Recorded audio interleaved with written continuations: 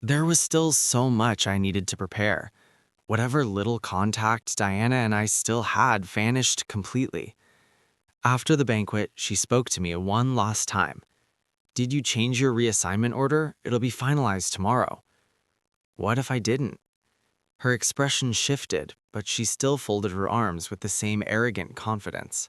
Still being stubborn? You'd really go to Saudi just to spite me? To throw your life away? I know you can't bear to leave me, or the future we were supposed to have. As long as you apologize to Joel, once we're back home, we'll have our wedding. Isn't that what you've always wanted? I ignored her and walked away. Empty promises. I didn't need them. After passing through multiple checkpoints, I finally boarded the transport bound for Saudi Arabia. Unfortunately, right before departure during the pre-war assembly, I saw a familiar face. There was still so much I needed to prepare. Whatever little contact Diana and I still had vanished completely. After the banquet, she spoke to me one last time. Did you change your reassignment order? It'll be finalized tomorrow. What if I didn't? Her expression shifted, but she still folded her arms with the same arrogant confidence. Still being stubborn? You'd really go to Saudi just to spite me? To throw your life away?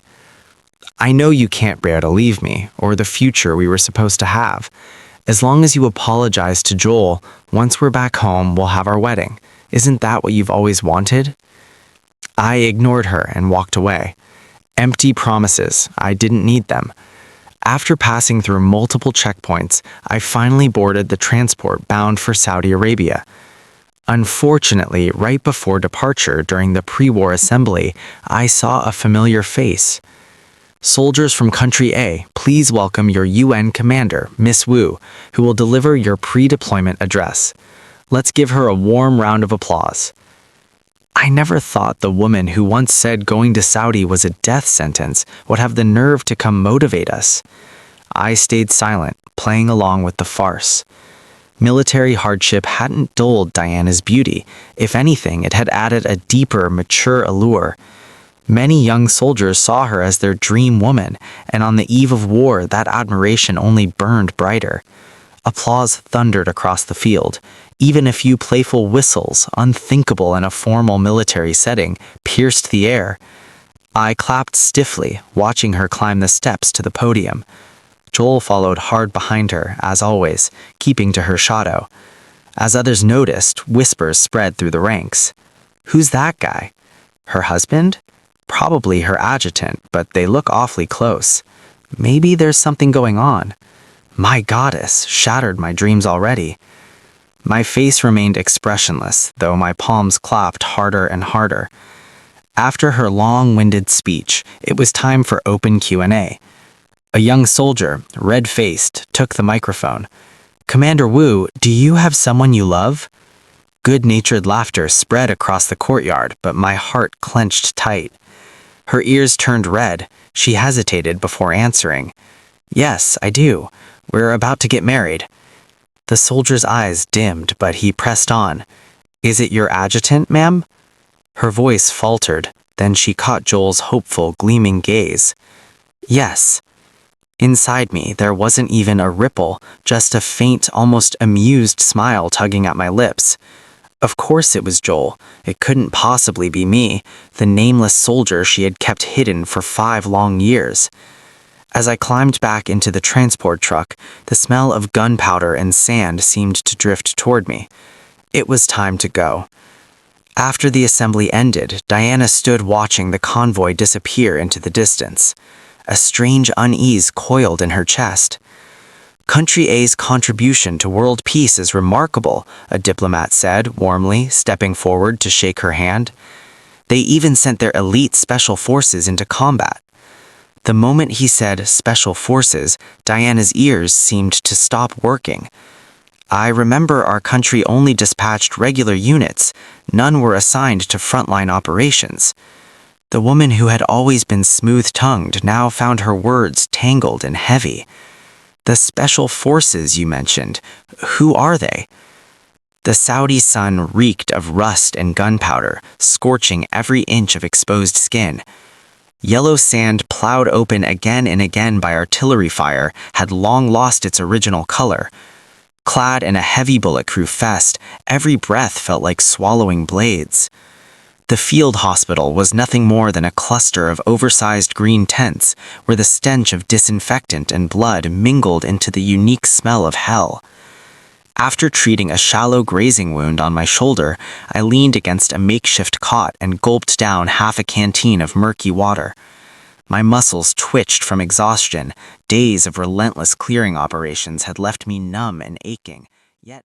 But it came far too late. As for Joel, his name resurfaced one day in a military tribunal bulletin that landed on my desk. The logistics department was rich in supplies and in temptation. He had never learned restraint. Embezzlement, smuggling of military goods, falsified accounts.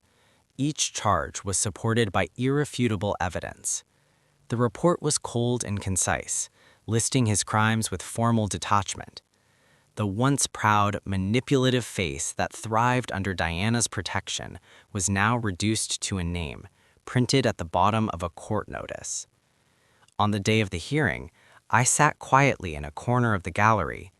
Not because I had come deliberately, my schedule had an opening and the case required high-level oversight. The courtroom was solemn, the national emblem gleaming above the judge's bench. When the bailiffs escorted Joel inside, I almost didn't recognize him. The hair once slicked with arrogance hung greasy and lifeless. The face that had known only smugness and venom now sagged with decay. His eyes were hollow, his back bent. The steel cuffs around his wrists caught the light, sharp, merciless. He looked like a doll drained of all its stuffing, left to rot. The judge's voice echoed through the chamber, enumerating his offenses. Occasionally, Joel's eyes flicked toward the audience until they met mine. He flinched, then lowered his head further, trembling. Perhaps he feared the sentence to come. Perhaps he feared the calm on my face. Maybe he expected anger, mockery, triumph, the same emotions he once tried to provoke in me at the shooting range, at the banquet. But there was nothing left. No anger, no satisfaction. Only the quiet, steady indifference of someone who had survived every storm. For me, this trial had nothing to do with revenge. It was simply a belated, inevitable reckoning. The power he schemed for, the ill-gotten wealth he clung to, and the future he tried to seize by stepping over my corpse, all were crushed beneath the cold weight of the law, under the national emblem. His hoarse pleas sounded pale and powerless, no different from the hysterical accusations he hurled at me that rainy night in the tent. Diana did not appear. Perhaps the sound of the temple bell had severed this mortal world's judgment. When the gavel fell and the judge announced the prison sentence, I watched Joel's knees give way. The bailiffs practically dragged him out. His lips trembled, no proud words left to speak. I rose and did not look back. Outside the bronze courtroom doors, early autumn sunlight was crisp. The wind lifted a few prematurely fallen leaves, spinning them into small eddies. The three-person